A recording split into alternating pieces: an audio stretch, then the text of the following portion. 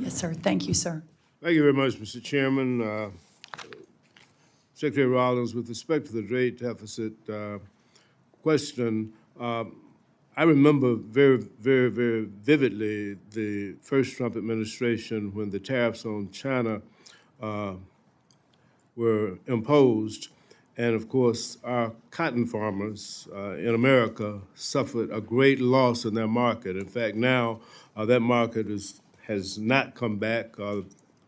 Brazil is now selling the cotton to China. The same thing happened with our pecan farmers. We worked for 6 years trying to get China to lower the tariffs and to accept American pecans, and when they finally did and started shipping them over there, we had the tariff policy from President Trump that put them, they lost a tremendous market there, and of course, they haven't recovered that market, and we're of course hoping to get India's market. But let me ask you about the. May I respond to that? It'll take five words. The reason China Phase 1 did not meet the marks, the metrics, maybe 15 words, is because the Biden administration did not continue to enforce it, sir. That went into effect at the end of Term 1, and the Biden administration, USDA, did not enforce it. I'd love to continue that conversation, but that's a really important point. The farmers were bailed out thanks to Secretary Perdue by taking money from the CCC, which ultimately drained the CCC, and we had to replenish it in the next appropriation cycle to make up for the revenues that they lost when they lost that China market, both pecans and cotton. But let me change the subject. Yes, sir. I want to talk about the FSA county offices and staffing. I want to ask you about the staffing and closures at FSA county offices. I recently heard from a constituent that following the first round of deferred resignations, nearly a quarter of the over 2,000 producer-facing FSA offices had 2 or fewer staff as of March 23rd of this year, including over 100 offices that had no staff at all. They also told me that there are offices where FSA employees work where leases are being terminated, but because the lease is held by NRCS or another agency that co-locates with FSA, it appears that it's the agency's office is closing and not FSA's. They also said that GSA was shuttering these offices without notifying the agencies at USDA.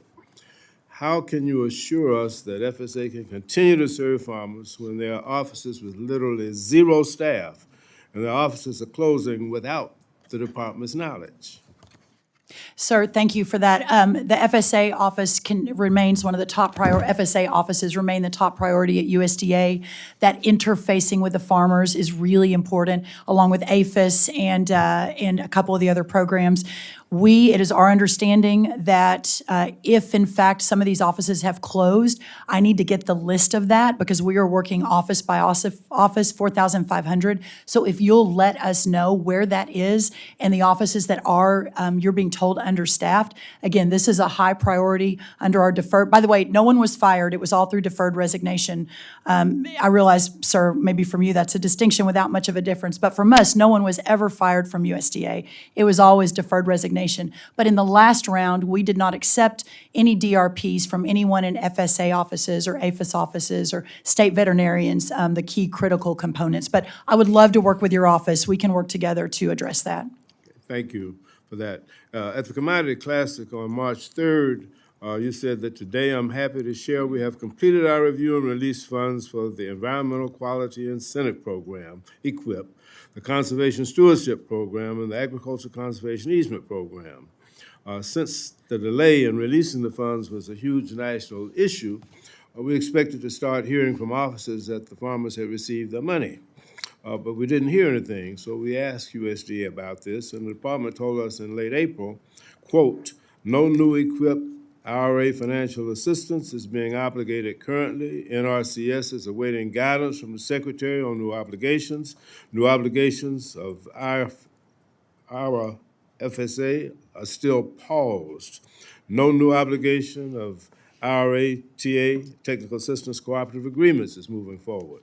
So can you explain how this is consistent with your announcement in March that the funds have been released? We have about $20 billion in funds that were frozen. All but $5 billion have been line by line and unfrozen. It could be that part of the $5 billion we're frantically working to get through it.